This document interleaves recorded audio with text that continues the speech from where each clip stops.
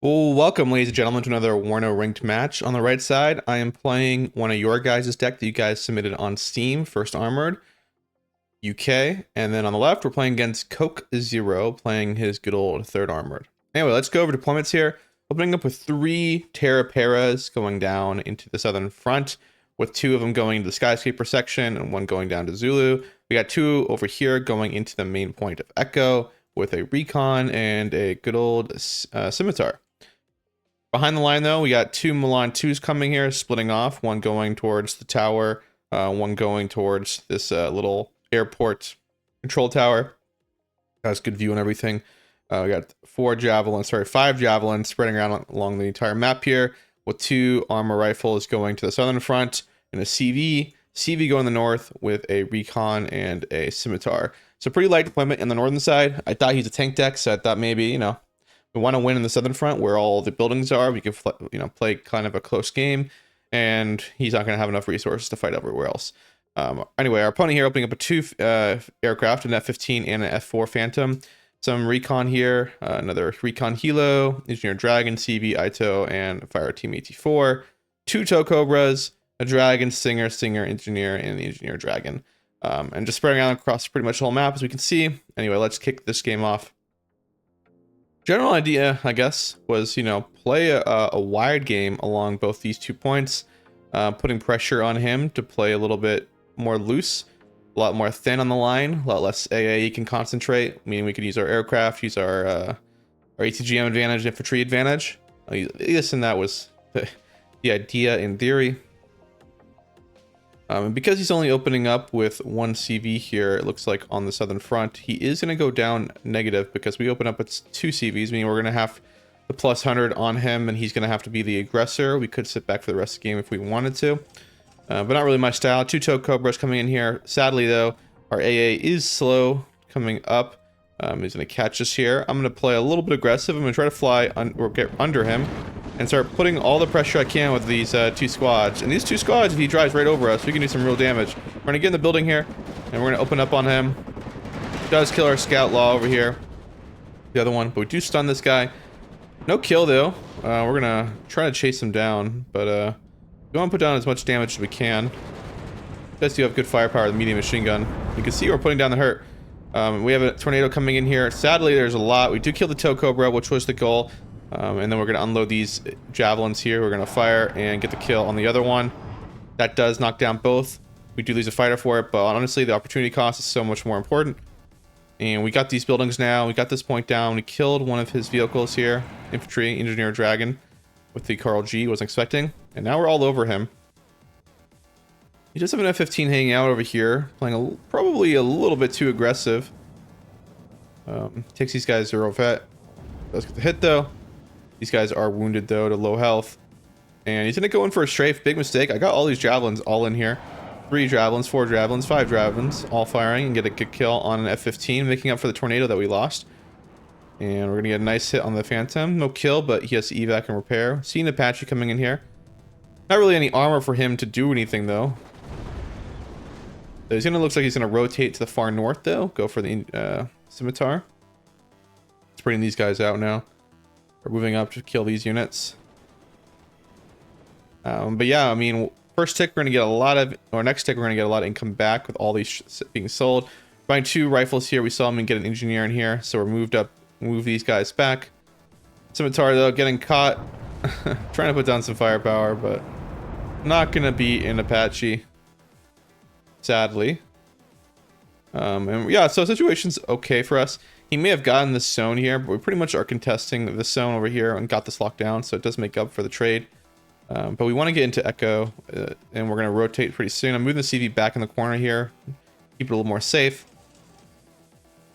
And he's buying some, he got some Bradleys with some Dragon teams in them, and then another M150 with a tow. In response, though, we're buying more rifles. We're buying a lot more AA. I want to solidify the AA, deal with these Apaches. He can't really do much with these Apaches at the moment. If he rotates this over here, we got AA covered. If he rotates to center, we got AA covered. And we're going to buy some more riflemen to get into center position because he did mop us up. We're rotating our CV as well to then go in with them. We're moving up our AA as well. But this Apache is going to hang out over here, looks like. And yeah, I mean, Or in that, you know, game where like, or that point in the game where there's not kind of a pause because everyone's kind of wiped out most of their forward units. He only has an engineer dragon pretty much holding the positions here. And he's putting the problem with him right now is we're buying really fast mobile units coming up to the front line as reinforcements. He's buying slow Bradleys. That's going to give him a huge disadvantage in a second. He's going to stop the tick though by getting a CV into the zone. But we're plus 100 on him, so if it's within 100, it's a draw, so we don't want that. We're getting another tow here to replace the one we lost. This building's really key. You can see pretty much everything in the zone. And these guys are going to engage the Engineer Dragon.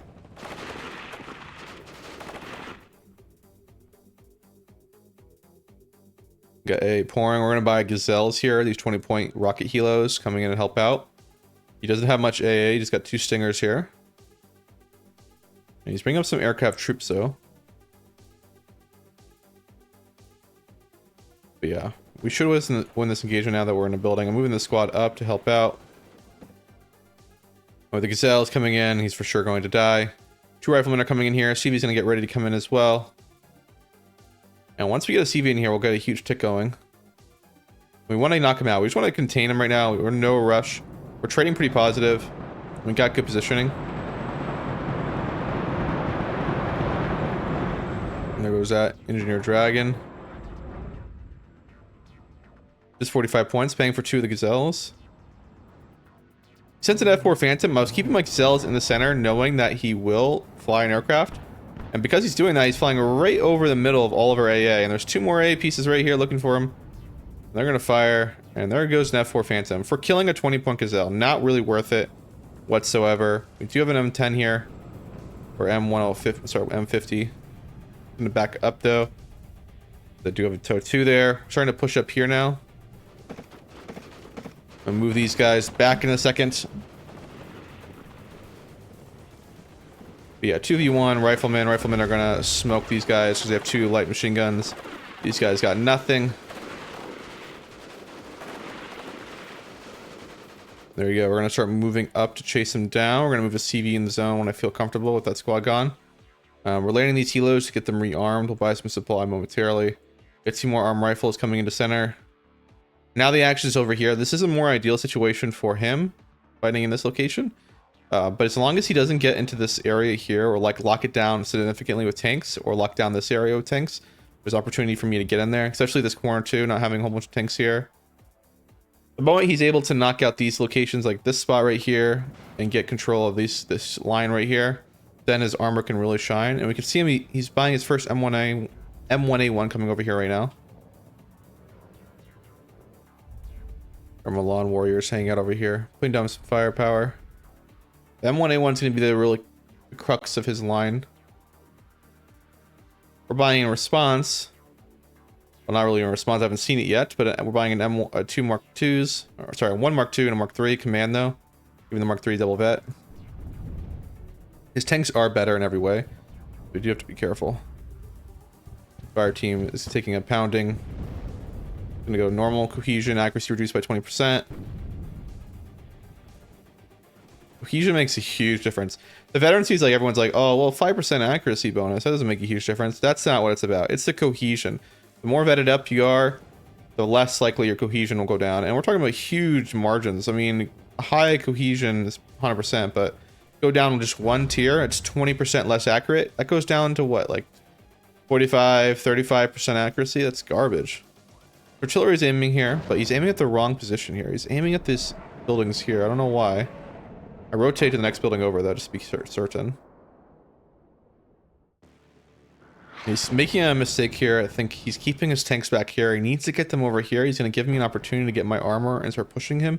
This location, pretty much unmolested. We got some Chinooks coming in with supply for the Gazelles here. He's only got 1 AA piece over here. Another one there. Still only 2 pieces. Not sufficient. We're going to get a CV now in the zone. I'm going to hide it right behind this building. And he's going to get his CV in the zone in the corner. Just fine with me. +1 though. We're putting the pressure on him though. Dragon though firing. I don't got eyes on him. Backing up. Dragon is on mediocre cohesion. meaning accuracy is reduced by 45%. It has like, I think there's a base where it can't go any lower, but pretty much, yeah, like near fractions of an accuracy. I think it's like, I think it go, yeah, I think it can't go lower than like 10 or 5%. I could be wrong about that, so take that with a grain of salt, but with that accuracy, it's not going to hit anything. And this is what I'm talking about here. This fire team dragon's going to start taking a pounding. This Bradley's going to fire me, but I'm going to take these trades. I'm okay with that. When you're positive like this, you can waste a rifleman to see targets. You get this opportunity to get into the zone. He is rotating his armor now. He's a little bit too late. The artillery's firing rounds. We're going to back him up now. He's got dead on this time. Get out of the way just in time with that building. There goes that fire team dragon. Now we'll rotate this guy back, but too late. He does die. Apache's looking for a target here. We do have a lot of AA now. And we're pushing up our riflemen now as well. As he's rotating all this armor, we have an opportunity to push in our stuff. Stingers are going to go down. I mean, these Stingers are all his AA on the front line. He only got one more if he loses this one. Bradley pushes up. We do have Milan 2s here. Get a nice kill on the Bradley. Not cheap, 80 points. Pretty much paying for itself. I mean, going a little 10 points positive. Rotating back here, we did take some hits from the Apache back here. I'm going to send in a fighter, though, to chase it down with Tornado. Need this Apache gone. Don't quite get the kill there, sadly. We're going to evac, though. I'm not going to take any risk. He's going to evac his stuff, though. And bring up some ATGM carriers over here to help out. We have an ATGM right here looking for a kill.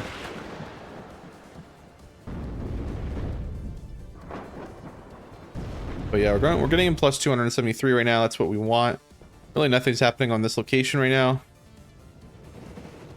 We got plenty of tow missiles. We're looking for targets. His rifleman or fire team, we're not going to beat riflemen, especially with the riflemen being vetted up by a good old CV here, making them double vet. They're pretty nasty squads. Gazelles are coming in here. He's only got one Stinger here. Kill that little vehicle. They're putting down the heat. Kill the engineer. Gonna back up and rearm again. Kill his recon there. Misses that shot though. Cluster's coming in here. I'm gonna cluster this corner here. And because he was microing, I think over here, he didn't react in time. He's a little slow on the reaction. And there's not enough AA to really do much. And he loses his elite tank there. Giving me the zone here. Going to go +2 now. He's going to have to rotate the CV into the zone. But while he's doing that, we're wrapping around this location. We killed an M1A1 with the 4 Milan 2s here. Does kill one of my warriors. We got another Mark II here. Got a lot of armor. We're repairing this armor. Another Bradley kill on me. Do you see an Engineer Dragon trying to move up, but it's going to get a little dicey for him. See a new Apache coming in here. He's got a wounded one back here. But I got a Tornado here looking for him. Moving up my AA as well. Get a nice hit with a missile, and we get away with it. We're going to rotate deeper. We didn't take any hits, so we're going to go all the way back onto our line. We don't see any fighter. It must be repairing right now.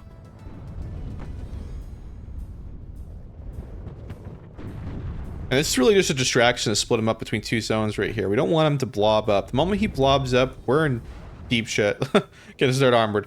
Because this tank's just better than mine. So we just got to make sure we're playing a wide game. That's exactly what's happening right now.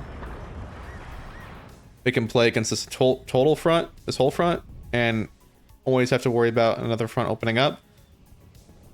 And at this situation, we're in a good spot here. Gapping this zone back. There's really not. He's got really nothing here. Just some engineers. Yeah, just kind of sweeping around the side here, and this is not looking good either for him. We are going to lose the supply. It looks like I didn't move it in time. I have a cluster coming in here, going in for the same position. Again, I think he was microing another thing at the moment, and he didn't react fast enough, but he does. Yeah, it's just bad luck. Yeah, if you don't react immediately to that, you gotta watch out. And that's 2 CVs down. We got the zone. We got both these zones. And you can see the writing on the wall. We were trading really positive. And yeah, and he's, you know, he's a really good player here. But yeah, we just overwhelmed him with, yeah, just a wider game. You got to play wide against these heavy tank decks. You can't let them consolidate into a blob tactic. And you play wide too. The micro of the tanks slows down. They're not maneuvering them as well. They're not smoking them as often. And it gives you a lot of opportunity to get some snipes and kills. So that's the way I think I've kind of figured out how to play tank decks. You got to play wide. Even though we were a tank deck, like we didn't really bring out any tanks until later into the game. We really relied on our infantry to dominate the start, get the positioning, and then played pretty conservatively and not losing not taking losses, and then slowly rolling back into the zones, not playing hyper aggressive. Anyway, thanks to my opponent, guys. You know, leave a like, leave a comment, subscribe, and I will see you guys around. Thanks for watching.